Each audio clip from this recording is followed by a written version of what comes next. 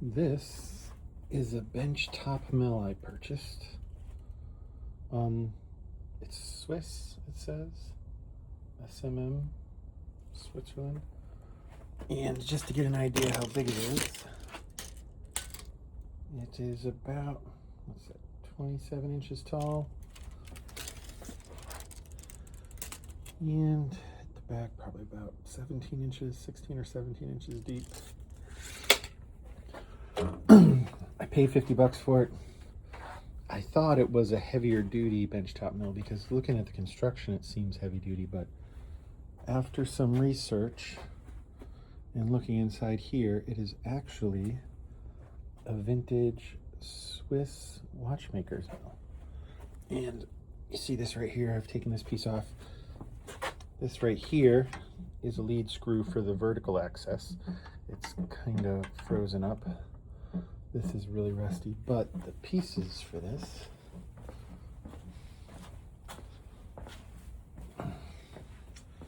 is where the table mounts on that vertical access. 3 holes. This is the compound. It's real heavy. I think the compound is like 50 or 60 pounds. But see the 3 holes on the bottom there? I think wherever this was dropped at one time. You see the horizontal, or I'm not sure if that's the horizontal handle right here. This one looks like it's broke off, but it was in a box of things. And I think it was mounted there, and you can kind of see at the end, if I can get it to zoom in, how it snapped off. These are just held in by little pins right there. But I think it fell because that obviously broke off. This obviously swings out and then this latches in. This is the piece that I took off the side that it would latch into. See the little groove there. And all the internal pieces here that I have kind of spread out on the bench were the grease had hardened on them. I've cleaned them up now, but it all of these little pieces here are. This piece right here wasn't working on the head. The head is right here, which in just a fit of wanting to get rid of the rust, I removed everything, sanded it all off, greased it. You can see the needle bearings on the top there, and there's a second row down in here, but I don't know if I can get enough light in it to see. Anyway, there's a second row of needle bearings down in there. But on the side here, over here, was this little piece right here. And I don't know if I can tell it, but that's actually 2 pieces. That's a 1/4-inch drive, and that normally sits on the side right here where you can see the numbers 6 and 4. This has a hole on the top, sits straight up. There's a set screw that goes in there. I'm going to hold it, and you can just see there's a little indentation right there that would rotate from 6 to 4. And what would rotate would be this pin that is broken off. This pin is right here. Had sheared off. I think that pin would sit right in that, and it would slide this up and down in here in that hole. It had a spring in the top, and I think this seized in there, and that sheared off this pin. And what I have to figure out how to do is slide this piece apart. You can kind of see this hole right here. They're separate inside, but I don't know how it's retained. I think it's just friction retained, but I haven't been able to pop it out. I just want to clean it up, see if I can remake this pin. I haven't measured it yet, and put a new one in there. And then this is similar as well. I'm not sure what's up with it, but this piece is separate inside here too. I don't know what this does, but this was friction mounted in over here on this side, which is the back side.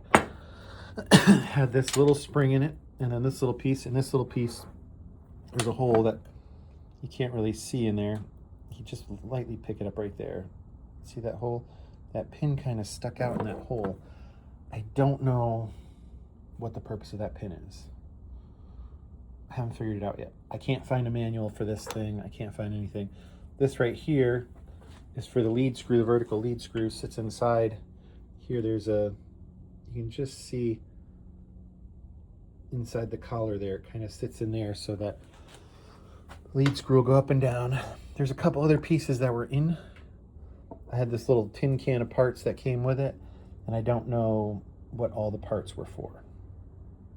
But I'm going to keep working on it to try and get everything back together.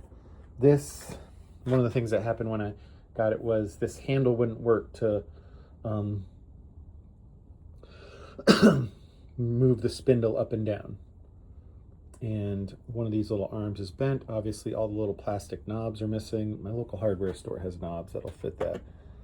But it was because it was frozen. Also, I think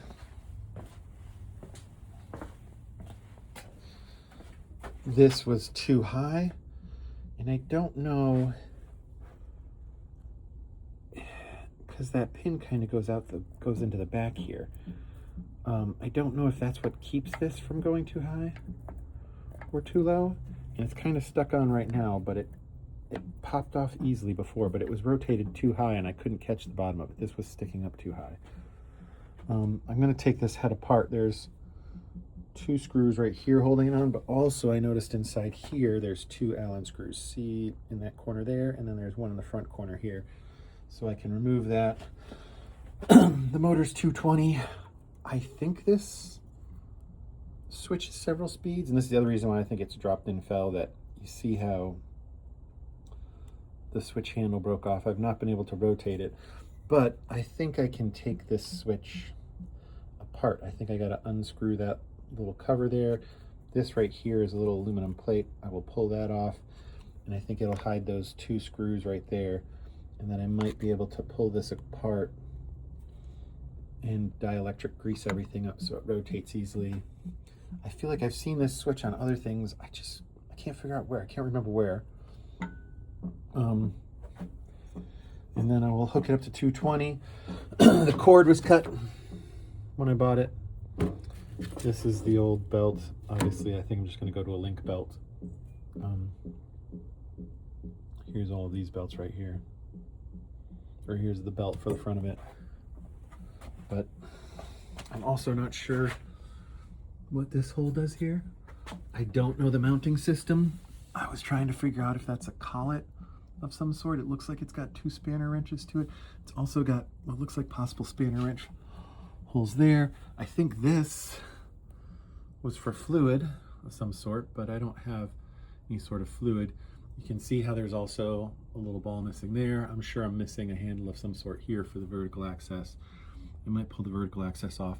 I don't know what this is. I'm assuming maybe it's an on-off switch speed. I don't know. I can't find a manual for this thing. It's made in Switzerland. I'm assuming, I don't know. I don't know what this plate means.